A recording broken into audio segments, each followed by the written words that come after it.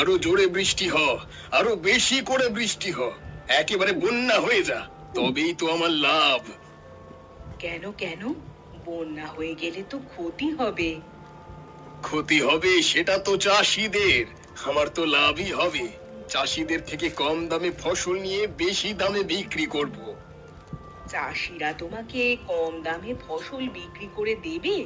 এমনিতেই ওদের এত ক্ষতি হয়ে গেল, ওরা তো দাম বেশি চাইবেই। আরে শোনো, এই গ্রামে সফল ব্যবসায়ী শুধুমাত্র আমি। আমাকে ছাড়া ওরা কাউকে ফসল বিক্রি করতে পারবে না। তাই আমি যা বলবো সেটাই ওদের করতে হবে। ভালোই সুযোগ পেয়েছো তাহলে। এই, বেশি মুনাফা হলে আমাকে কিন্তু একটা সোনার হার গড়িয়ে দিতে হবে। তোমার তো আলমারিতেও সোনার গয়না, এরপরেও তোমার সোনার হার চাই? এই, বউয়ের কথা কিন্তু শুনতে হয়। যেটা বলবো সেটা যেন চলে আসে। তোমার তো কোনো টাকার অভাব নেই, তাহলে কেন এমন করো বলো তো? আরে ভবিষ্যতের জন্য তো রাখতে হবে। টাকা পয়সা খরচ করে দিলে তো ভবিষ্যতে অসুবিধা হয়ে পড়বে। ধুর, তুমি তো ব্যবসা করছো, খাটাখাটনির তো কিছু ব্যাপার নেই। যে বয়স হলে করতে পারবে না। আর তোমার তো ভালো সুযোগ, কেন এমন করো বলো তো? জানি না বাপু। আচ্ছা আচ্ছা, তুমি রাগ করো না, আমি এনে দেব। তবে আগে দেখি চাষিদের থেকে কত টাকার ফসল কিনতে পারি, তারপর করে দেব। এই তো, আমার সোনা বর। এই শুরু হলো ঝড় বৃষ্টি, এবার এরকম লেগেই থাকবে। হ্যাঁ, যা বলেছে। তবে আজকে ঝড় বৃষ্টি তা দেখে আমার খুব ভালো লাগছে। টানা 15 দিন প্রবল রোদ আর গরম, পুকুরের জলটা একেবারে শুকিয়ে গিয়েছিল। এবার একটু জল বাড়বে। হ্যাঁ, এবার মাছগুলো একটু স্বস্তি পাবে। বাবা, তোকে আর একটু ভাত দেবো রে? হ্যাঁ গো, হ্যাঁ দাও। আজকে আমি খুব আনন্দিত, জমিয়ে খাওয়া দাওয়া করব। আর কালকে একটু মাংস নিয়ে আসবো, ভালো করে রান্না করে দিও তো। আচ্ছা বাবা, আচ্ছা, সে নয় করে দেব। তবে অত খুশি হোস না। এই রকম বৃষ্টি যদি রোজ রোজ হতে থাকে, তাহলে পুকুরের জল উপচে পড়বে। তখন সব চারাপোনা মাছগুলো চাষের ক্ষেতে ঢুকে পড়বে, বুঝলি? হ্যাঁ গো, ঠিকই বলেছো। তবে এইরকম বৃষ্টি হবে বলে মনে হয় না, কারণ অনেকদিন পর বৃষ্টি হচ্ছে বলে এত পরিমাণে হচ্ছে। আবহাওয়া কেউ বুঝতে পারে না, বুঝলি তো? এই দেখবি রোদ, তারপরেই দেখতে পাবি প্রবল বৃষ্টি। তাহলে এক কাজ করব, পুকুরের ধারগুলো একটু বেশ ভালো করে কোদাল দিয়ে কুপিয়ে গভীর করব, তাহলে আরো বেশি পরিমাণে জল ধরবে। হ্যাঁ, সে তো ভালো হবেই। তার জন্য অথবা লোক লাগাতে হবে।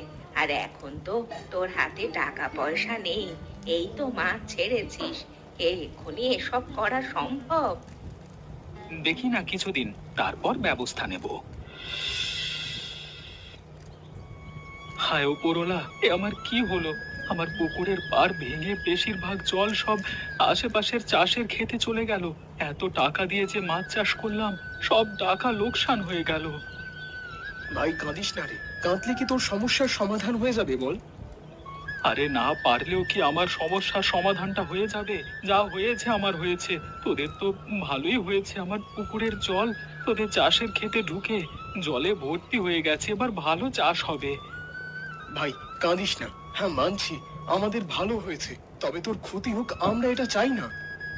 মোহন, আমাকে একটু একা ছেড়ে দে, আমার একদম ভালো লাগছে না। কালকে রাতে আমি কত আনন্দিত হচ্ছিলাম, ওপরওয়ালা আমার থেকে সেই আনন্দ কেড়ে নিয়েছে। ভাই তুই কান্নাকাটি না করে সমস্যার সমাধানের ব্যাপারে ভাব, এতটাও দুর্বল হয়ে পড়িস না। তুই একটা পুরুষ, চাষের কাজে আমাদেরও কত ক্ষতি হয় বলতো, তারপরেও তো আমরা চাষবাস করে যাই। কি করব? আমার কাছে যে জমানো বেশি টাকাও নেই, আর যে টাকা আছে সেই টাকায় বড্ড জোর 15 দিন চলবে। 15 দিন মানে অনেক। 15 দিনের মধ্যে কত কি হয়ে যেতে পারে তুই জানিস? একটু খরচ কম করে সংসার চালা, একটু কষ্ট কর।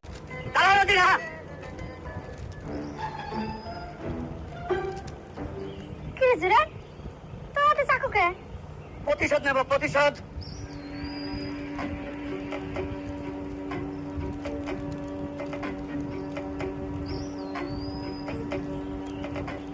কিসের প্রতিশোধ রে জোরা? তুমি আমাকে পুকুরের পানির মধ্যে ধাক্কা দিয়ে ফালা দিছিলে কিসের জন্য? সেজন্যই প্রতিশোধ নেওয়ার জন্য তুই চাকুর হাতে দাঁড়াইছো? হ্যাঁ, সেটা তো দেখতে পাচ্ছাও। কেন সাংরা? শুধুমাত্র ওই পুকুরে ধাক্কা দিয়ে ফালা দেয় তুই দেখতেছু? আমি যে তোর জীবন বাঁচালাম সেটা কিছু মনে হচ্ছে না?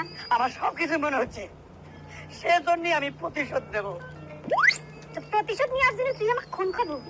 তোর কি মনে হয় খুন করে তুই পার পেয়ে যাবো? আমি তো পার পাওয়ার জন্য আসি নেই। তাহলে পরে কিসের জন্য চাকু নিয়ে আমার সামনে